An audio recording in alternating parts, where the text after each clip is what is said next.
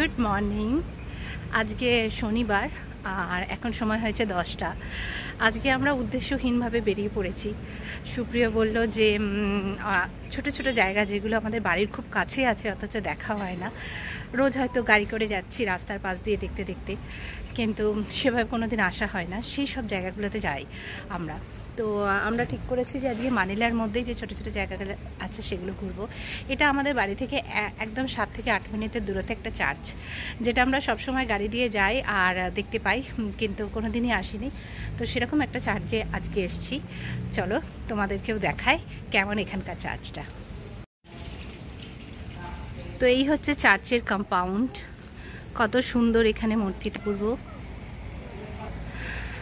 খুবই বড়, খুব সুন্দর। আর এই যে আমায়রা আর সুপ্রিয়,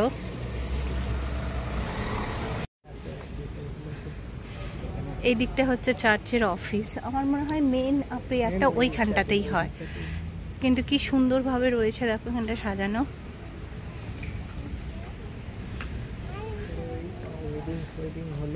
আচ্ছা আচ্ছা, বিয়ের সময় এই সমস্ত জায়গাগুলো ভাড়া দেওয়া হয়, অ্যানিভার্সারি বা হ্যাঁ অনেকের ওই শপথ গ্রহণ বা এইসব থাকে। বাড়ির এত কাছে এত সুন্দর একটা জায়গা আছে, এত সুন্দর একটা চার্চ আছে, সত্যি কখনোই ভাবতে পারিনি। হ্যাঁ, রাস্তা দিয়ে যাওয়ার পথে দেখতাম ঠিকই, কিন্তু ভেতরটা যে এতটা বড় হবে সেটা বুঝিনি। আমায়রা জানতে চাইছিল কেন একটা ছোট্ট বেবি তার পাপা মাম্মার কোলে আছে, তাই তাকে বলছিলাম। আজ আমায়রাকে কোলের মধ্যে নিয়ে যখন আমি ওকে বোঝাচ্ছিলাম ক্রাইস্টের গল্প, ঠিক সেই সময় আমার ছোট বয়সের কথা মনে পড়ে গেল। আগে যখন আমার জন্মদিন হতো জানেন তো, আমার বাবা মা আমাকে নিয়ে ব্যান্ডেল চার্চে যেত। বেশিরভাগ জন্মদিনটাতেই আমি চাইতাম কোথাও একটা ঘুরতে যেতে। 15ই আগস্ট যেহেতু ছুটির দিন থাকতো, সেহেতু বাবা মায়ের সাথে আমি বেড়াতে চলে যেতাম কোথাও না কোথায়। আমাদের ছোট বয়সে বেড়ানো বলতে হয় কলকাতার চিড়িয়াখানা বা মিউজিয়াম, অথবা ব্যান্ডেল চার্চ আর হুগলির ইমামবাড়া, এই তো ছিল আমাদের গণ্ডি। তো আমি অনেকবারই পাপা মায়ের সাথে গেছি ব্যান্ডেল চার্চে করতে।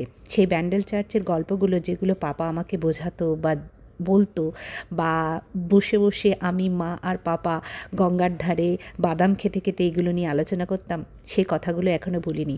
ছোট্ট বয়সের অনেক এরকম স্মৃতি কি সুন্দর মনের মণিকাঠায় মধ্যে থাকে বলুন তো, সেগুলোকে ভোলা যায় না। আমারও ছোটো বয়সটা ঠিক এরকম, একদম চাইলেই কোথাও ঘুরতে যেতে পারতাম না। সারা বছর হয়তো অপেক্ষা করতে হতো কোথাও বেড়াতে যাওয়ার জন্য।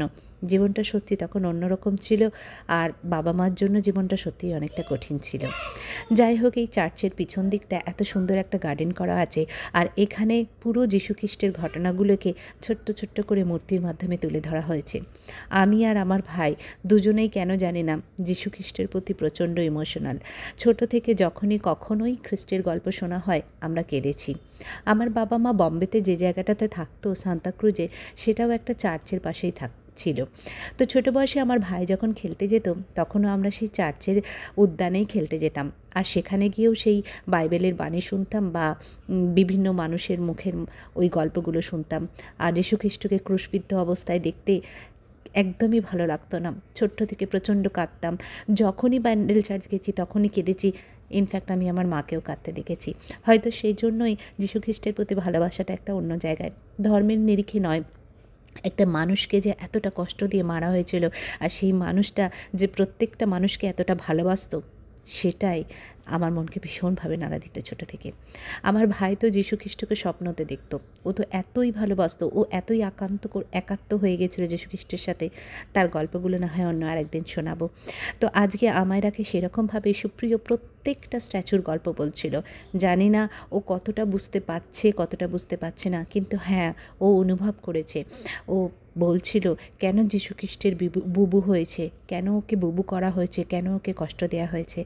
তো আজকের এখানে এসে সেই ছোটো বয়সের দিনগুলো সত্যিই খুব মনে পড়ে গেল। আর আমায়রাকে নিয়ে ঘুরতে এসে তো একদমই আমার মনে হচ্ছিল যে আমিই সেই বাচ্চা, আমাকে আমার বাবা মা বেড়াতে নিয়ে এসছে। আজকে আমাদের জীবনে হয়তো অতটা স্ট্রাগল নেই যতটা আমার বাবা মা করেছে। বাবা মাদের জীবনটা তখন সত্যি অনেকটা সংঘর্ষে ভরা ছিল। তারপরেও যে তারা একটা ছোট বাচ্চাকে এতটা সময় দিত, তাদেরকে ঘুরতে নিয়ে যেত, এবং না শুধু ঘুরতে নিয়ে যেত, তাকে সেই জায়গাটা সম্বন্ধে খুব সুন্দর করে বোঝাতো, যে সেই গল্পগুলো আজকে আমার এত বয়স হয়ে গেছে তারপরেও মনে আছে। সেগুলোর জন্য মানে হয়তো বাবা মার ঋণ কখনো শোধ করা যাবে না। আমার বাবা ভীষণভাবে গল্প বলতে ভালোবাসতো, আর প্রচুর বই পড়তো, প্রচুর পেপার পড়তো। সেই পড়ে পড়ে সমস্ত গল্প আমাকে শোনাতো। ঘন্টার পর ঘন্টা আমি বাবার কাছে শুধু গল্প শুনতাম। আমার মাও সেরকম ছিল। তো আজকে এখানে এসে ভীষণভাবে মা আর বাবাকে মনে পড়ছিল তাদের ছোট বয়সের দিনগুলোর কথা, তারা যেভাবে আমাকে লালন পালন করেছে। তো যাই হোক, চার্চটা ঘোরা হয়ে গেছে। আজকে ভীষণ মেঘ করেছে, তো আজকে আমি এখানে এসে খুব ইমোশনাল হয়ে পড়েছিলাম। তো সুপ্রিয়কে বললাম চলো না একটু ওল্ড মানিলাতে যাই, আবার সেই ইন্টামুরাসে। আগে যারা আপনারা আমার ব্লগ দেখেছেন তারা ইন্টামুরাসের ব্লগগুলো নিশ্চয়ই দেখেছেন। তো তাই আমি ভাবলাম আজকে ডিটেলসে ব্লগ করব না, একটু সময় কাটাবো এই ইন্টামুরাস জায়গাতে, এই ফোর্ট সান্তিয়াগোতে আসতে আমার ভীষণ ভালো লাগে। চুপচাপ এসে বসে থাকো, একটু ঘোরো, ইতিহাসের সাক্ষী হও, এটা আমার ভীষণ প্রিয়। আজকে একটু ক্লাউডি, হয়তো বৃষ্টি হলেও হতে পারে। তো যাই হোক, আমরা এসে পৌঁছেছি। জোজো আমাদের যে ড্রাইভার আছে ও বলল আমি আর ভেতরে যাব না ম্যাম, আমরা বাইরে ওয়েট করছি, আপনারা বরঞ্চ ভেতর থেকে ঘুরে আসুন। তো এখানে এসে আমাদেরকে একটু টিকিট কাটতে হবে, টিকিট কেটে তারপর আমরা ঢুকবো ফোর্ট সান্তিয়াগোতে।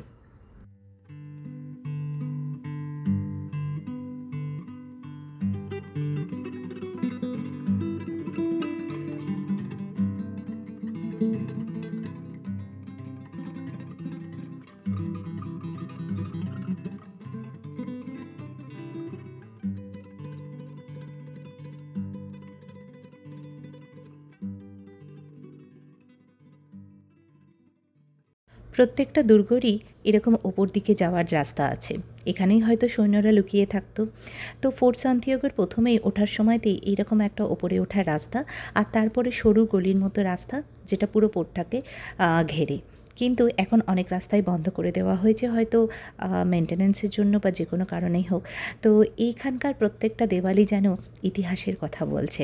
এই জায়গাটা এত শান্ত, এত নিরিবিলি, এত ভালো লাগছে এখানটায় এসে। আর যেরকম শান্ত নিরিবিলি সেরকম কিন্তু মশারও উপদ্রব আছে। এই সময় তো অনেক ম্যালেরিয়া ডেঙ্গু হয়।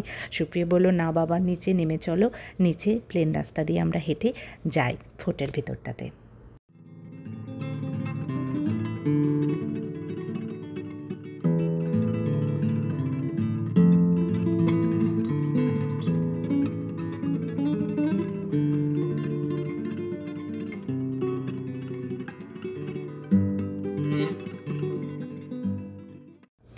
এই ফোর্টটা বেশ বড়, আর যখনই এখানে আসি তখনই ফিলিপিনোদের থেকে বেশি আমি অনেক ফরেনার দেখতে পাই। অনেক আমেরিকান, ইউরোপিয়ানরা আছে যারা সত্যিই ইতিহাস ঘাঁটতে বা দেখতে ভালোবাসে, তাদেরকে দেখতে পাই। এই গেটটি দেখুন, ইতিহাসের একটা সাক্ষী হয়ে রয়েছে। এর ভেতরে আপনাদের মনে আছে কিনা জানি না, একটা জায়গা আছে যেখানে সৈন্যদের মেরে অন্ধকূপের মধ্যে রাখা হতো। সেই জায়গাটা এবারে আর আমি যাইনি, কেননা আগের বার গিয়ে আমি অনেকটাই কষ্ট পেয়েছিলাম। তো এই জায়গাটা হচ্ছে সেই জায়গাটা যেখানে সত্যি সৈন্যরা থাকতো এবং সত্যি সৈন্যরা থেকে যুদ্ধ করতো। আর সব ফোর্টের চারপাশেই মোটামুটি আমি দেখেছি জলারাশি বা জলাশয় থাকে। এটার পাশেও আছে, এটার পাশে এমনকি একটা নদীও আছে। জানি না, হয়তো সেই নদীটা আরও বড় ছিল, এখন হয়তো অনেকটাই ছোট হয়ে গেছে। সাধারণত ফোর্টগুলো সেইভাবেই করা হয়, যেটা চারপাশে আর কি জলরাশি থাকে। আর ওখানে দুটো বাচ্চাকে দেখে আমারা ছুটে চলে গেল ওদের কাছে গিয়ে বলছে মাই বেস্ট ফ্রেন্ড। ওর বাচ্চা দেখলেই এখন আদর করতে ইচ্ছে করে আর তাদের সাথে খেলতে ইচ্ছে করে। আর একটু তাগালকও শিখেছে কি না, তাই জন্য তাগালক ফ্যামিলির সাথেও গল্প করতে শুরু করে দিয়েছে। বেশ ভালো লাগে বলুন, এরকম কোথাও বাইরে এলে অজানা মানুষের সাথে যখন নিজের ছেলে মেয়েরা মিশে যায়। আমিও ছোটো বয়সে ঠিক এরকম ছিলাম। ট্রেনে করে যখন বাবা মার সাথে বেড়াতে যেতাম, খুব অন্যদের সাথে কথা বলতাম, এত কথা বলতাম, কাকুগুলো বলতো না জানি কত দিনের পরিচিত আপনার মেয়ের সাথে, আপনার মেয়ে এত গল্প করে। তো সেই রকমই হয়েছে আমায়রা।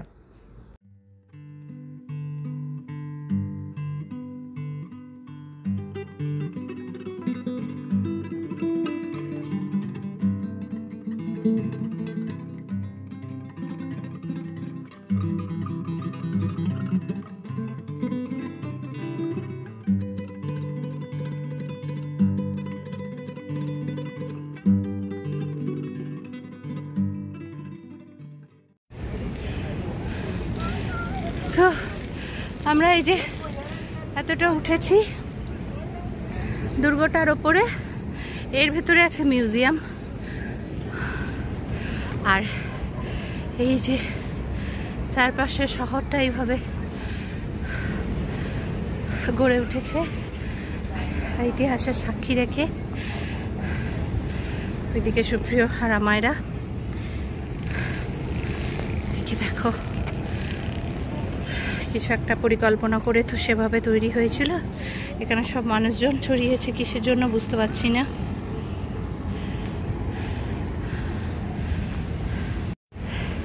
একটু সিঁড়িতে উঠেই হাঁপিয়ে গেছি, খুব মানে অনেকটাই উঁচু এটা।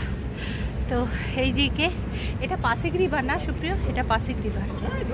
তো আমি যখন প্রথম মানিলা এসেছিলাম, শুরুর দিকের ব্লগে আছে পুরো ইন্টামুরাসের ব্লগটা আছে ওর মধ্যে, যদি কেউ না দেখে থাকেন দেখে নেবেন, খুব সুন্দর। আজকে আমি অত ডিটেলসে যাচ্ছি না, অনেকদিন বাদে এলাম, দেখতে ইচ্ছে করলো, খুব ভালো লাগছে। আর আমায়রা প্রচণ্ড পরেশান করে দিচ্ছে, আমায়রা এত ছোটাছুটি করছে কি বলবো। আমরা ফোর্ট সান্তিয়াগো থেকে বেরিয়ে এসেছিলাম, তারপরে আমরা একটু লাঞ্চ করেছি। এখানে একটা কেএফসি ছিল, তো কেএফসি থেকেই আমরা লাঞ্চটা করে নিয়েছি। আর আমায়রা লাঞ্চ যেটা প্যাক করে নিয়েছিলাম ওটা ওকে খাইয়ে দিয়েছি।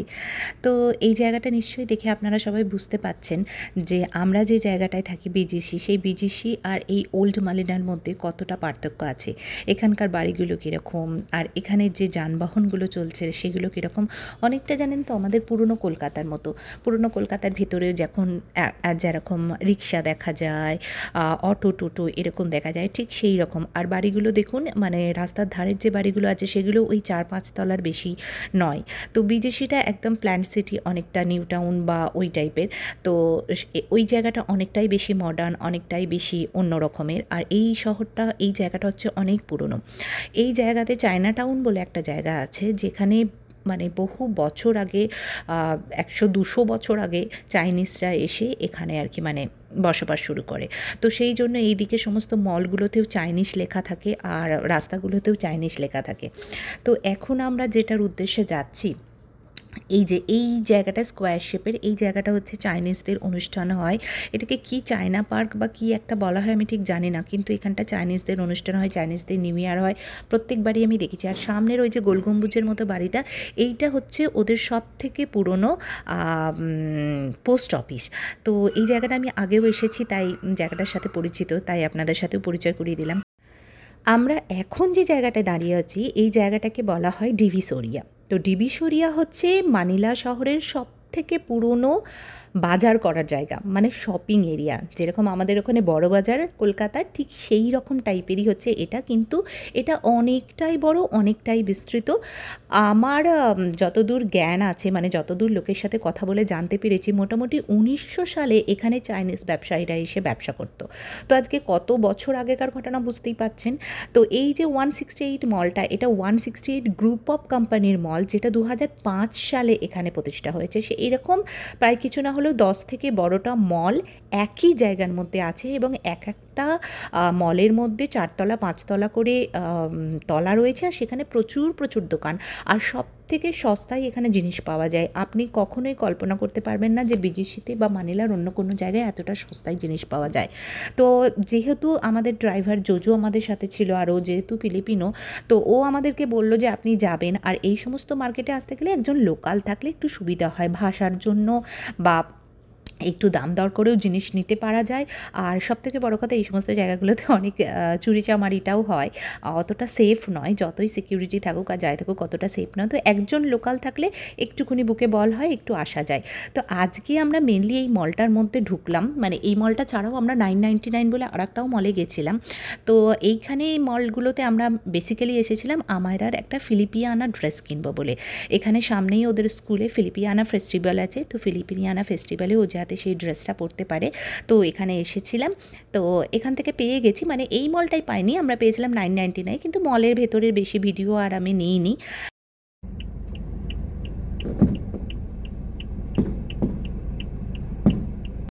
অনেকটাই সন্ধে হয়ে গেছে, এখন আমরা এসেছি মল অফ এশিয়াতে। তো মল অফ এশিয়ার ভেতরে ঢুকিনি, আমরা বাইরের বে সাইডে এসেছি, আর এখানে এসে আমরা ফায়ার ওয়ার্কস দেখছিলাম। এরপরে আমরা একটুখানি গেম খেলবো, তারপর বাড়ি যাব।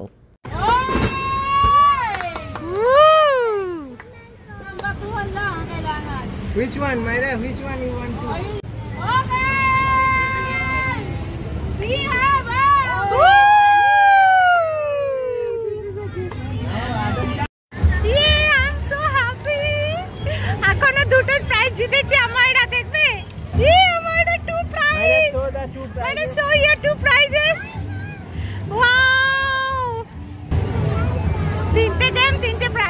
বেশ অনেকটাই রাত হয়ে গেছে, এবার আমাদের বাড়ি যাবার পালা। কেমন লাগলো আজকের ব্লগটা জানাতে ভুলবেন না, যাওয়ার আগে একটা লাইক কমেন্ট করে দেবেন।